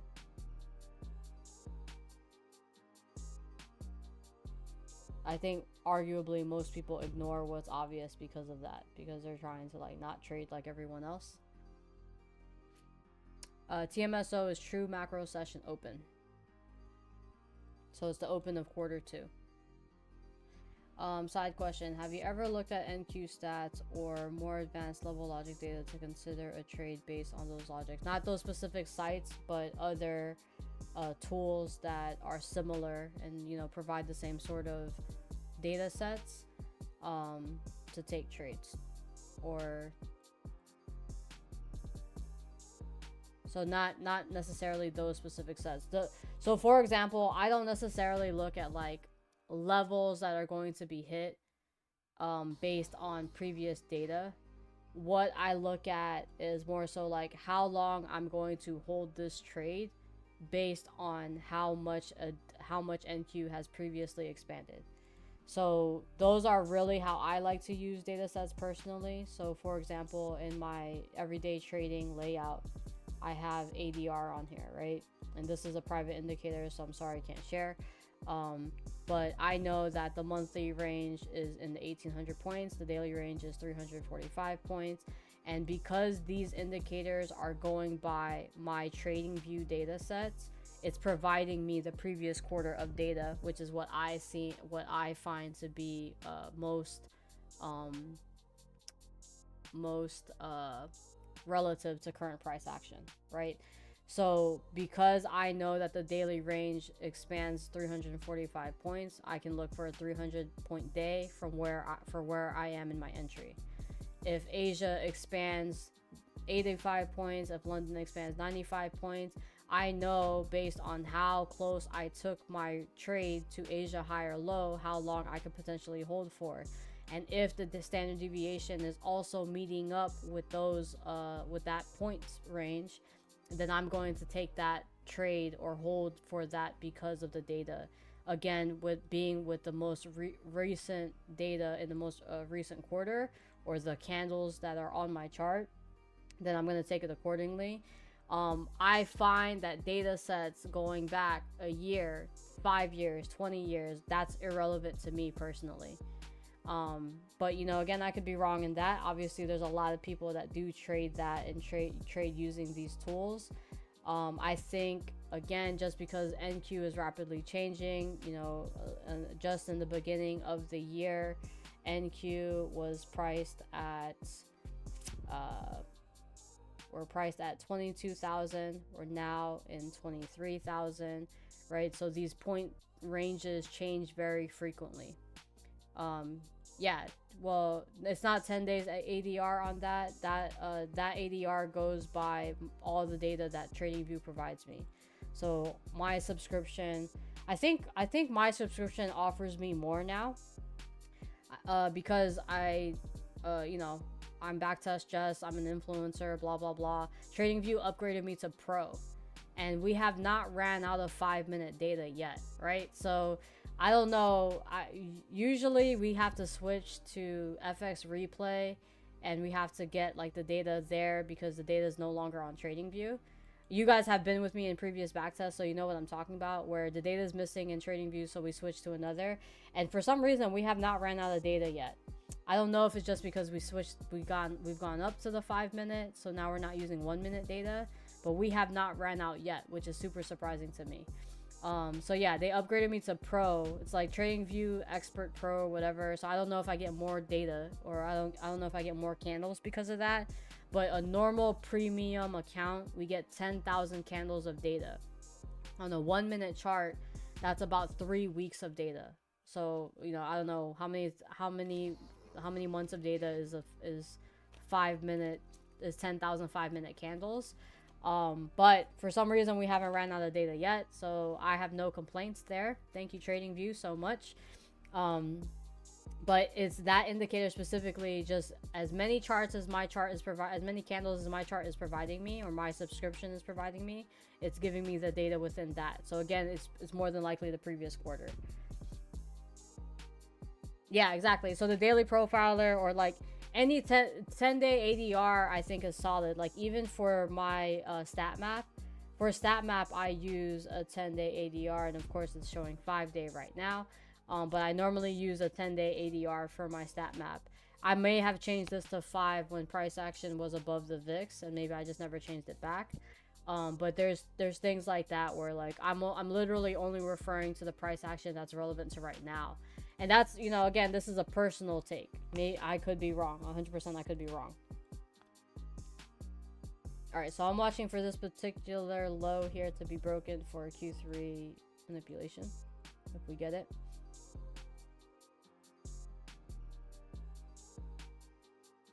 And we're in Q4 now, so it doesn't count. Of course.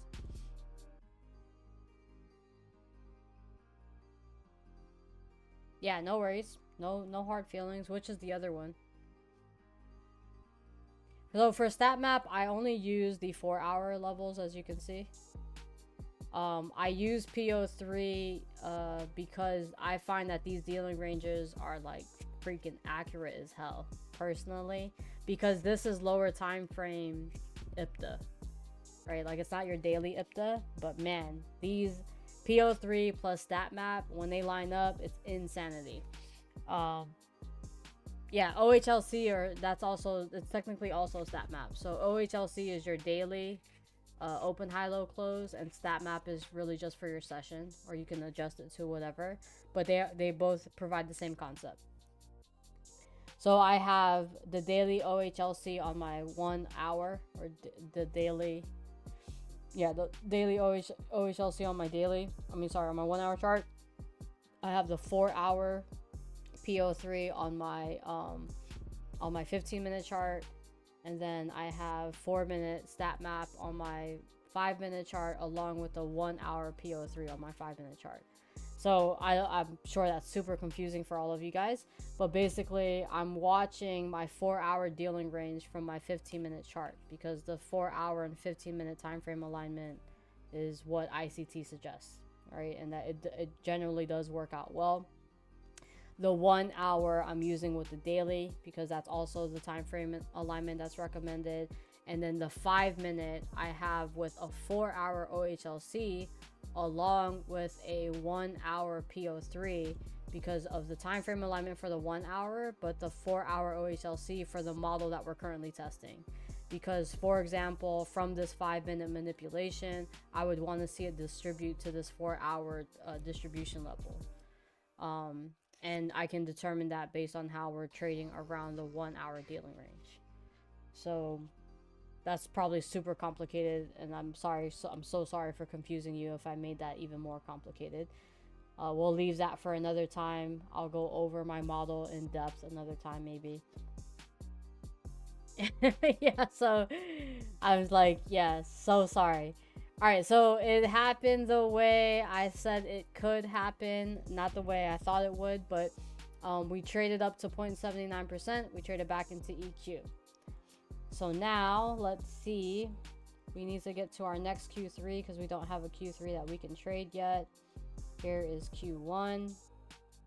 Here's Q2. Alright, so now we're in Q3. Let's see if we have any type of manipulation. No. Just consolidating. And do we get to previous day low? Alright, so we're into Q4 now, unfortunately. Alright, so this is what I'd be watching now. Let's see if we go higher. Again, Q4, so we can't trade it. So it comes back all the way down. So this is what I mentioned. It could be OT in the opposite direction. Pull this up all the way to this high. OTE, of course. We come down to 0.79. We break down all the way through it, and then we trade back above it. So now I can see that previous day high finally being tagged. It didn't break previous day low, came all the way close to it and did not break it. And we do not get, ooh, sorry, played too fast. We get a Q3 manipulation. No, we don't. Yes, we do. I don't like these end of day Q3 manipulations because we pretty much never close in profit. This trade is probably already realized, so I apologize for playing that so quickly. But let me just show you. So we have this change of state of delivery occur, right? So this is the last one we have. Let me pull these deviations so you can see where we're at in narrative. All right, so we come up to 1.5 and we miss it. All right, so this area, every single time, you want to watch, does price consolidate here? Does it accumulate here?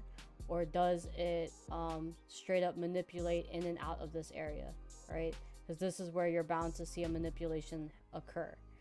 So we do have a change of state of delivery occur in this area. It does happen to be confirmed during Q3. So we have this CSD now, or CISD. And then we pull up our deviations, right? 1.5 is achieved, so we know that our entry already worked, and we just need to double check this now to see if EQ was hit as far as OTE. So I could see that from an eye, or from eyeing that, we would have had this entry right here at 0.5. First target already achieved here. And now that we're at 1 to 1.5, we closed all the way through it, right? And we want to see, does price accumulate here, or does it offer a manipulation or a reversal instead? At 10.55, that's not a trade. 10.55 here. It's not a trade because this isn't a Q3 manipulation, because of where the CISD is confirmed. It's confirmed during Q4, so we can't take this trade, or that's how I've been approaching it. Adrian has been watching the videos and he hasn't corrected me yet on that, but I'm confirming it with where the CISD is confirmed. Yeah, the CISD has to be in Q3. Yes. Yeah, that's why we miss so many trades, or that's why we don't take so many trades. So this trade is not hindsight. We would have taken this mechanically. I just want to clarify that I'm not a form fitter. As you guys can see, I track losses, I track break even. So I was just playing through price action too fast. As soon as we got this, I noticed that we had to change the state of delivery. So this would have been an entry. We've already hit our first target. We only have one entry on at this point. We didn't get the other levels, so just imagine that we have this one entry on for now, and we'll see how far this guy goes. We have our stop loss on here, and we would have trailed our stop now at 1.5. So let me just depict that. 1.5, break even, and so there, let's say, I don't know why I keep doing that. I'm gonna delete that, I'm sorry. 1.5 on this candle. Okay. Change state delivery. Let me pull up I already pulled up the deviations. Let me change this to 5. We're at end of day, so this trade cannot last long at all. And of course, we only have the one entry.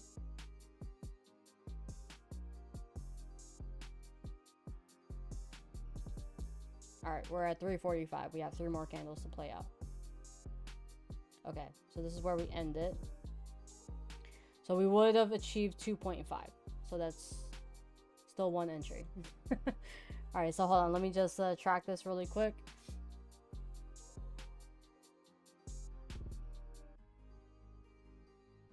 $2.5. Again, because the target is what we're testing for, it's not something that we assume from the beginning of the trade, but we're tracking how far it went, as opposed to you know, knowing that's going to go that far off top. So that again is another instance of where we are not form fitting. I'm just tracking it accordingly. So see that after we hit 1.5, we trailed to break even. We didn't hit our break even point, so we could hold it for 2.5. Question, Jess. Say a change state delivery occurred and it's a big range day and the entry to stop is like 60 points. Even with risk sync stop is like 40 points. Would you still take the trade if the I don't care about it. I don't care about stop loss size, because I'm not risking one contract per trade every single day. I'm risking 100 points every single day. I mean, I'm risking $100 every single day, or I'm risking 25% equity every single day. So yes, I'm taking it every single time. I don't even care if the stop loss is 100 points. I'm going to be real with you. If I can make 100 points equal $250, if I can make 100 points equal $1,000, I'm taking that trade every single time. 100% every single time.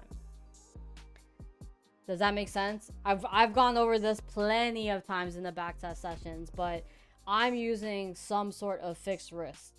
To be fair, you can use fixed contracts as your fixed risk. Maybe that's your cup of tea, how you want to trade. Wait a second, I have a new 1800 here. Okay, never mind, that applies. That could be your cup of tea of how you want to trade, right? I don't think that that's the most effective way to track your stats, but you know, or like to really make a great income where you're only risking one contract to start it out and then to add it on, blah blah blah. I would at least start with like 10% of your account. So if you're trading a 50k account, you're risking $200. If you have a 100-point stop, you should be trading one micro. So if you have a 60-point stop, you can still trade that one micro, right? Like, and these are like that. I 100% would be slapping that. I can't deal with it mentally if I have to trade with only one micro. Yeah, I understand. I think you have to let the beat build, Cryptic. You kind of have to lock yourself down and trade that one micro. And when you have success for a month straight, 2 months straight, or whatever, I know it doesn't feel like you're making money, right? But it could be worse. You could be at your job and like not trading at all. So you kind of have to let that momentum build, and you have to build that trust with yourself that indeed you can take these solid trades. You know exactly how much your win rate is, how much you can possibly make if this were a full contract, for example. All things of this nature help you build consistency. And you know, I hate to be a cliche, but you know, one drop of water on a rock will carve out a hole. If you splash this big old bucket on this rock one time, you're not going to make a dent in this rock, right? So it's consistency over intensity every single time. If you're consistent with one micro, you're going to kill it. You're going to be a beast one day. But trying to get your $10,000 day, that's never going to work. 100%. Like, you just trying to get one $10,000 day. So today you feel really confident. You're feeling high on life. Price action looks super clean. You know how to read it. So you decide today is the day that you're going to risk your entire account. It's not going to work out well for you. And you know, you will get lucky, but you will burn out 100%.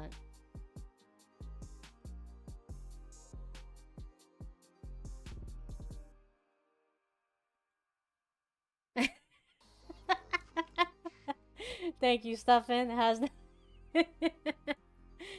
That's hilarious.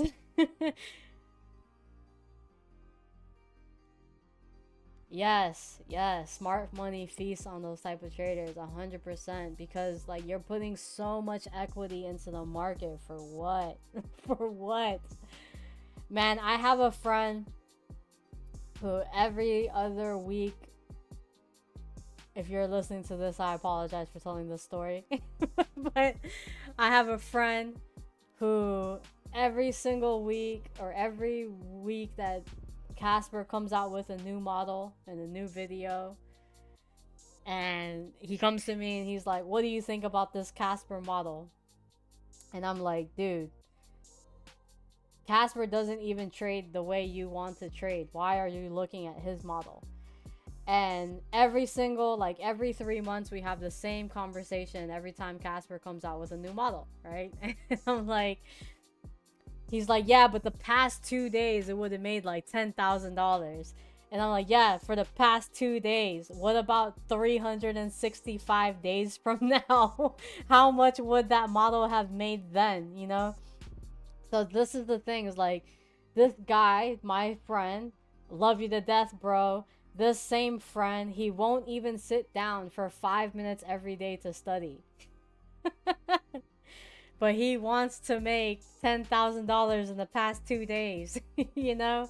So, yeah, I don't know what other way to put it. You have to start somewhere, and you have to be consistent with something, anything, literally anything. Be consistent with just looking at the chart every day and say, "Wow, I could have made a lot of money today." Anything, right? And then from there, you build. So from one micro, you can build 100%. You don't have to, and I did it that way too. I did it with a micro, and then eventually I went with one micro and one mini. Eventually I removed that one micro and I just started trading one mini. And you can do it in so many other forms and fashions, and you know, it'll play out. You just have to dedicate that time to yourself and trust yourself that it will play out.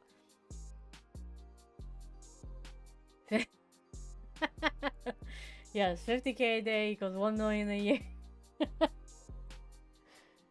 It's unbelievable. It's like, dude, as long as you've been looking for another model to trade, you could have had your own model and been making money and quit your job by now. 100%. You know, my best friend is like my biggest cheerleader, obviously, right? For any of us, is probably our best friend is like by our side cheering us on, or maybe not in all cases. But my best friend is intrigued every day that, like, one day I decided to start trading, and like I just decided to start this hobby out of nowhere. And my best friend is the only person knows that I'm trading. Everyone else, my family, everyone else, no one knows that I'm trading. Only my best friend knew from day one that I was trading. She's like, "Wow, you just like picked up a hobby one day, you watched a YouTube video, and now I haven't seen you work in like 4 years." She's like, "How does that even happen? Like, one day, whoa, I'm gonna watch someone on YouTube," and like, here you are. You haven't picked up you haven't called, you haven't went to an interview, you haven't gone to a job. You're just hanging out with me and my kids every day. Can't get rid of you. Like, and you know, this is all because you decided to just watch a YouTube video. Yeah, so she actually she's not the type that like wants riches at all. But she told me recently, like, you know, maybe I should start paying attention to what you're doing. Maybe I should start learning how you're trading. February 19th. I feel like this is also a holiday. Maybe not. No, it's not. Okay. I'm gonna put FOMC meeting minutes. But yeah, you know, she's the only one. She's gonna reap all the benefits when I like truly make it big.